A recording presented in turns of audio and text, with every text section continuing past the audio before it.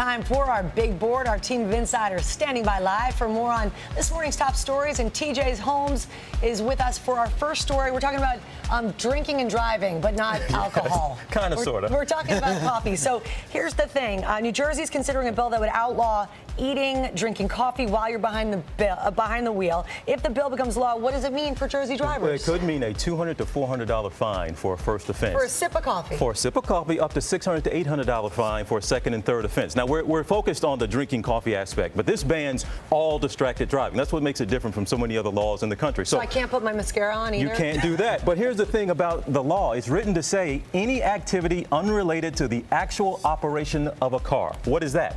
Everything. Right. Giving your kid a bag of carrots in the back, talking to a fellow passenger, putting on the makeup, turning the radio up, down, taking off a jacket. Anything you do in the car can be seen as distracted driving. Sounds like you think this is going to be hard to enforce. Might be tricky. It is a good idea. I'm sure we've all seen some crazy stuff that people do while they're driving. But that's part of the criticism. How are you going to enforce it? A cop can see you do essentially anything and say that's distracted driving. Yeah. But part of, like you just said, it's not just a matter of enforcement. It's a matter of getting the message out and getting ingrained in our heads that all this stuff is dangerous. And the laws come from a good place. We know that distracted driving costs lives. 3,200 people killed in 2014, according to the federal government statistics on distracted driving. Another 430,000 injured distracted driving. It's serious. So even if the law doesn't pass, it gets us talking about it, thinking about it, and it's not just a matter of texting and driving. Anymore. It's a lot of stuff you do. Yep. Okay, TJ, thanks very much. Let's move on now to some medical news. Dr. Rich Beschler is here now, and there's a brand new study that says, Rich, that people under 39 years old might not need to be screened for high cholesterol. Tell us about it. Yeah, so a lot of people feel if you go to the doctor and you don't get a blood test, you're not getting good care. But the committee that makes recommendations wanted to see what's the evidence that testing people under 39 for high cholesterol makes a difference. And what they found was there have been no studies to look at that. And you want everybody to eat right, to exercise, maintain a good weight. And it's not clear you want to start younger people on statins. So what they're saying is there really isn't good evidence to test healthy young adults for cholesterol. So, Rich, if you're 39 or younger, you go to a doctor for your physical, they suggest it, should you say no?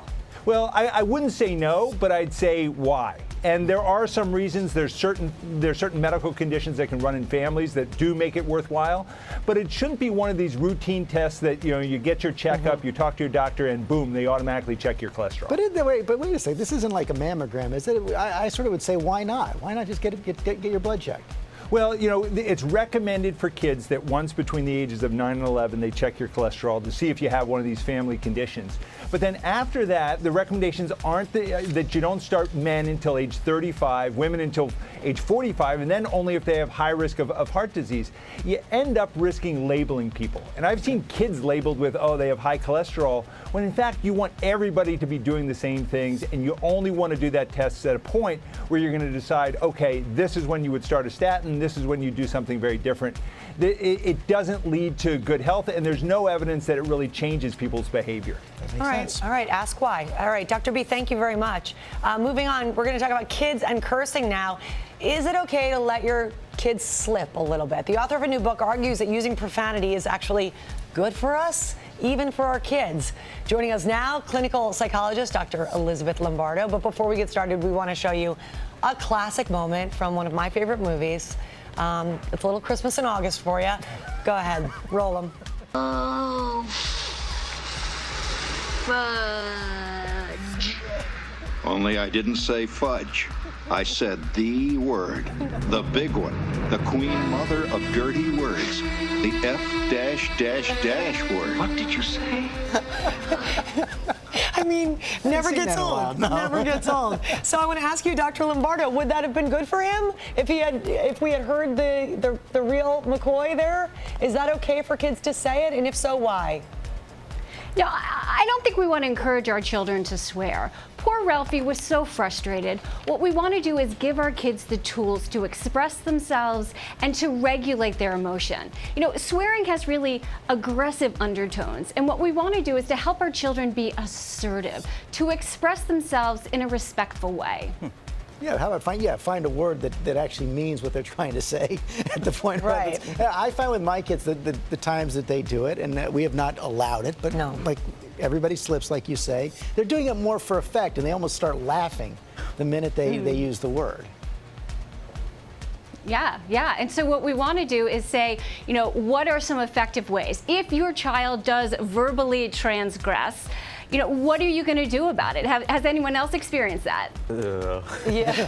Well, I have a 3-year-old at the house, and she slipped before with a 4-letter word before. And She did? Yes. I wonder where she got it. Well, I'm more so proud that it was used properly. I'm like, it's a bad word, that's good word usage. I'd love to know how, but I'm sure we can't share. I know I may have slipped. My kids are afraid to curse, and yeah, they actually yell at me, and it's gotten to the point where we do the dollar jar. Yeah, we do the dollar jar. We do the dollar jar if I happen to, but I don't hear it from them, which I'm glad, and I don't want to hear them use it. I just feel like it sounds too adult, it sounds too aggressive. Dr. B, what do you think? Yeah, well, in that movie, when Ralphie slipped, they stuck a bar of soap in his mouth, and you definitely do not want to go with the wash the mouth out with soap approach. My wife slips a lot more than our kids slip, and we don't make a big deal. Oh, we were playing miniature golf just on Saturday night down at the shore, and she slipped a lot, and it was our son who called her out and said, "Hey, Mom,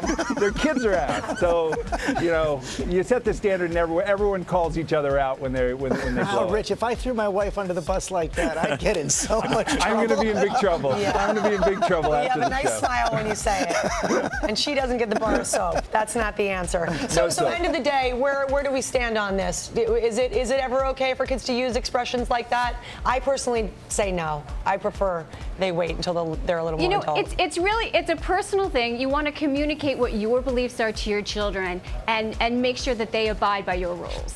Okay, thanks, guys. That was All right. great. Thanks to all of you.